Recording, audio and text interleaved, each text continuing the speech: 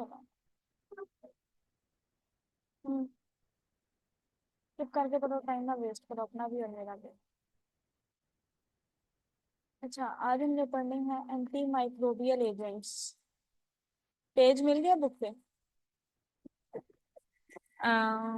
Phone से खोल लो। Page number 25। Anti microbial agents मिल गया बुक पे? इधर दिखाओ मुझे।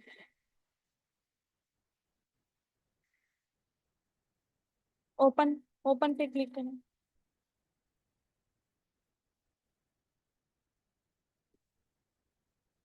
मैं बाद में देखती हूँ। ये इन्फेक्शन कंट्रोल प्रोटोकॉल्स मैंने पढ़ा दिए थे बुक का। ये एंटी माइक्रोबियल एजेंट्स। अच्छा, एंटी माइक्रोबियल एजेंट्स बेटा क्या है?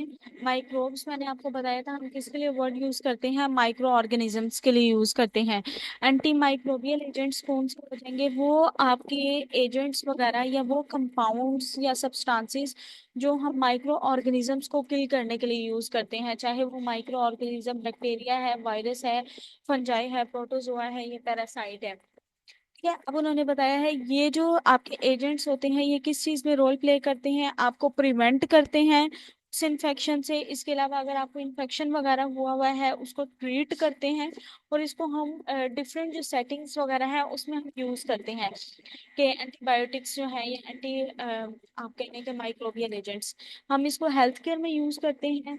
हेल्थ केयर मतलब हॉस्पिटल्स वगैरह, क्लिनिक्स वगैरह, या कोई भी आपके पास हेल्थ से रिलेटेड कोई सेटअप्स वगैरह हैं वहां पे यूज करते हैं। एग्रीकल्चर पर्पसेस के लिए यूज करते हैं, जैसे आप लोगों ने फर्टिलाइजर में देखा होगा वो खाद वगैरह डालते हैं ना उसमें, खेतों वगैरह में।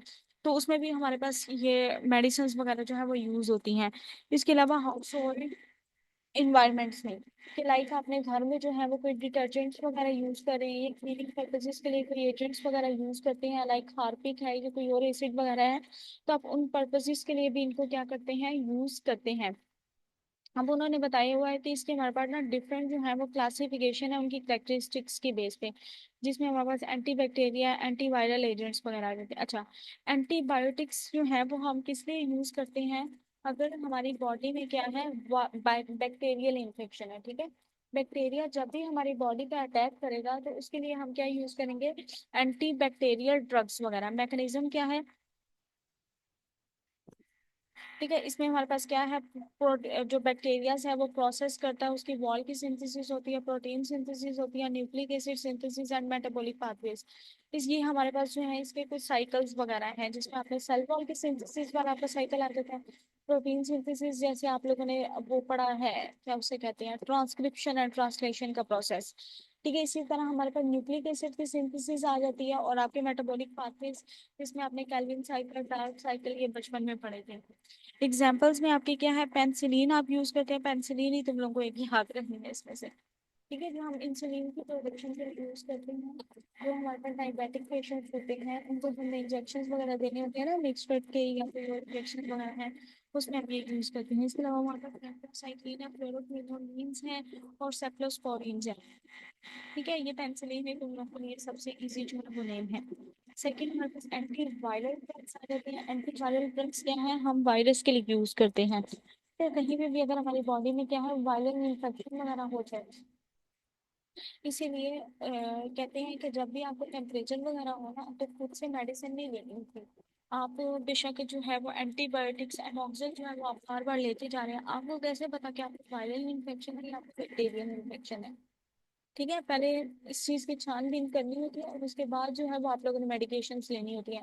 क्योंकि उसमें ये होता है कि अगर फॉर एग्जांपल आपको एंटीवायरल इन्फेक्शन वगैरह हुआ है, बैक्टीरियल भी अगर ड्रग्स वगैरह ले रहे हैं, तो हर मेडिसिन बॉडी पे ना नेगेटिव इफेक्ट तो जरूर होता है। लेकिन अगर खुदा ना खास्ता अगर फर्दर अगर हमें बैक्टीरियल इन्फेक्शन वगैरह हो तो सही है कि बॉडी जो है उसको प्रोटेक्ट नहीं कर पाती है।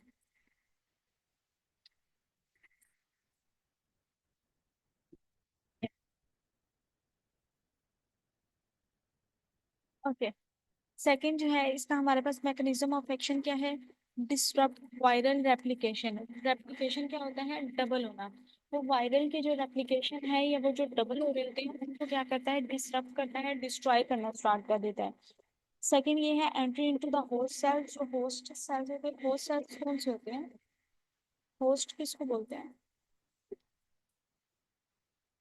होस्ट किसको बोलते हैं?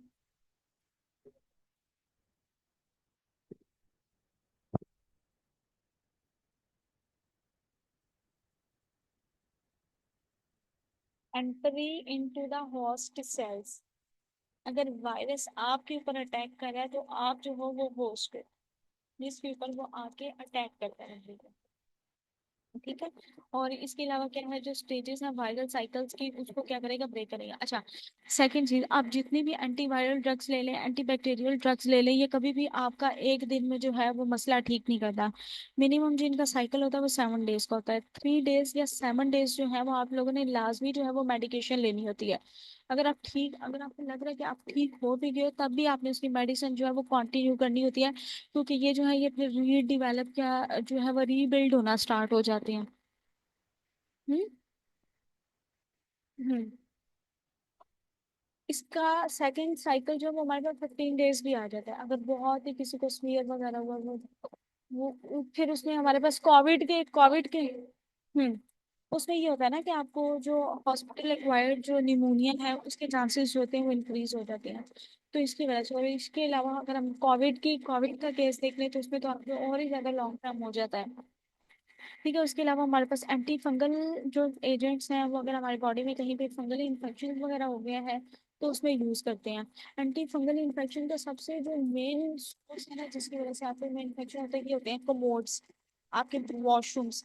अगर वो आपकी क्लीन नहीं है, हाइजीन नहीं है, तो सबसे ज्यादा इफेक्ट आपको ये करते हैं, और सबसे ज्यादा ये अगर इफेक्ट करते हैं तो वो फीमेल्स को करते हैं। ठीक है। जिसकी वजह से फीमेल में फिर डिफरेंट डिजीजेस वगैरह लीड करते हैं, लाइक ल्यूकोरिया की तरफ लीड कर देते हैं, या पीसीओएस, या और उनको बॉडी में जो है वो इन्फेक्शन वगैरह स्टार्ट हो जाते हैं।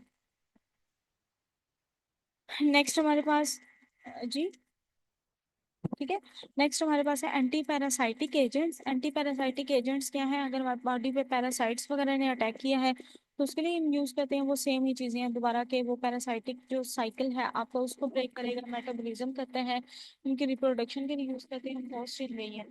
होस्ट इन्वेजन क्या होता है? Host invasion, INVASI।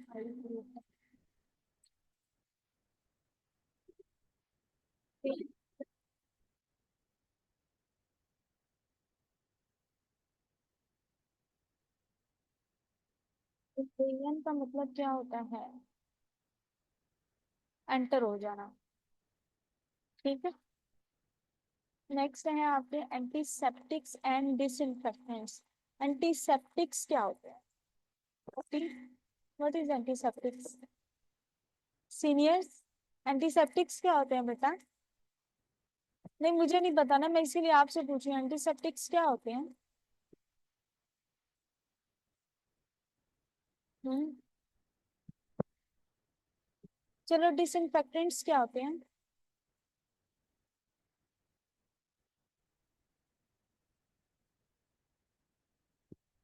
बेटा चलो, स्टेरिलाइजेशन और डिसइंफेक्शन के दरमियान क्या डिफरेंस होता है?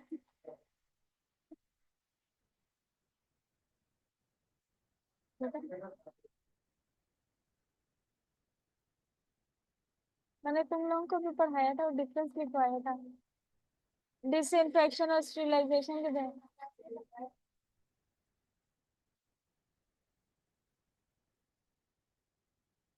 ऑटोक्लेव्स वगैरह यूज करते हैं। और इसी तरह एंटीसेप्टिक्स क्या होती हैं, वो हमारे पास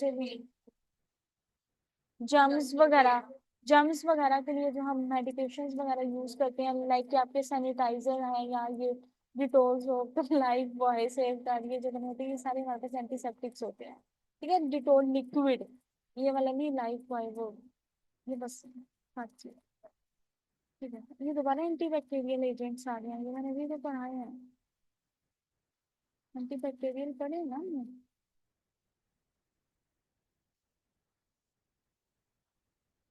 हम्म। बेटा एंटीबैक्टीरियल एंटीबायोटिक्स एंड एंटीबैक्टीरियल, चलो बेटा वो दोनों चीजें सेम ही है। एंटीबैक्टीरियल भी जो हम बैक्टीरिया के अगेंस्ट यूज करते हैं, एंटीसेप्टिक्स क्या है? ये हमारे माइक्रो ऑर्गेनिजम्स जो होते हैं हमारे लिविंग टिश्यूज के ऊपर, उनको हम टारगेट वगैरह करते हैं, जो हमारी सुपरफिशियली अगर वो प्रेजेंट हो हमारी बॉडी पे। ठीक है, जैसे इन्होंने यहाँ पे लिखा हुआ है कि आपकी स्किन पे है या आपकी म्यूकस में, ब्रेन वगैरह पे है। और इम्यूनो मॉड्यूलेटर्स क्या होते हैं? इम्यूनो से क्या ये इंडिकेट कर रहे हैं? हाँ, जो आपके अगर हमारे पास इम्यून सिस्टम जो है वो कम्प्रोमाइज हो गया है, लाइक कि हमारे पास यूमेटाइड आर्थराइटिस जो है वो हमारे पास ऑटो इम्यून डिजीज है। ठीक है, तो इस तरह के केसेस में जो है वो हम फिर इम्यूनो मॉड्यूलेटर्स वगैरह देते हैं, जो आपके इम्यून सिस्टम को क्या करते हैं, मॉड्यूलेट करता है और आपकी बॉडी के अगेंस्ट जो है इन्फेक्शन से क्या करता है, फाइट करता है। प्रोबायोटिक्स क्या है? प्रोबायोटिक्स बेटा नीचे टारगेट में लिखा होता है वो चीज जिसके लिए हम यूज करते हैं। हाँ, अगर आपके माइक्रो ऑर्गेनिज्म जो है वो आपके गट में है, गट किसको बोलते हैं? गट किसको बोलते हैं बेटा? कमेंट जी। गट किसके लिए वर्ड यूज करते हैं? जीआईटी के लिए तो नहीं यूज करते हैं? हैं? बेटा ये गट लिखा हुआ है, मैं पूछी गट, हम जीआईटी को तो नहीं बोलते हैं। अरे ओली जैनजन। हाँ, तो गट किसको बोलते हैं? अभी तक तुम लोगों के गूगल नहीं खुला? बेटा जीआईटी ट्रैक को ही बोलते हैं गट।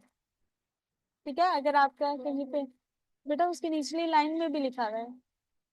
दोबारा भी हाँ, तो वैसे बोल रही थी गट किसको बोलते हैं। ठीक है, अगर हमारे पास गैस्ट्रोइंटेस्टाइनल ट्रैक में अगर कहीं पे इंफेक्शन वगैरह हो गया है तो उसके लिए हम क्या करते हैं, प्रोबायोटिक्स वगैरह देते हैं। कंसिडरेशंस एंड चैलेंजेस में आ जाते हैं, overuse and misuse of antibiotic lead to the development of the resistance. यही बात कर रही हूँ कि अगर फॉर एग्जांपल मैंने जैसे आपको बताया, कोई बंदा है वो एंटीवायरल ड्रग्स वगैरह लेता रहता है। ठीक है, तो अगर वो स्टार्टिंग से ही हाई डोज की जो है वो लेना स्टार्ट कर देता है तो वो क्या करती है, आपकी बॉडी जो है उसको रेजिस्ट करना स्टार्ट कर देती है। बॉडी रेजिस्ट करना स्टार्ट कर देती है, मतलब ये है कि खुदा ना खासा बाद में अगर आपको कोई बड़ा मसला हो जाए ना तो वो मेडिसिन आपकी बॉडी पे इफेक्ट ही नहीं करेगी। इसीलिए कहते हैं कि जो लो डोज की मेडिसिन है वो आप लोगों ने क्या करनी है, फर्स्टली यूज करनी है। चलो इतना काफी है, बाकी कल पढ़ाऊंगी।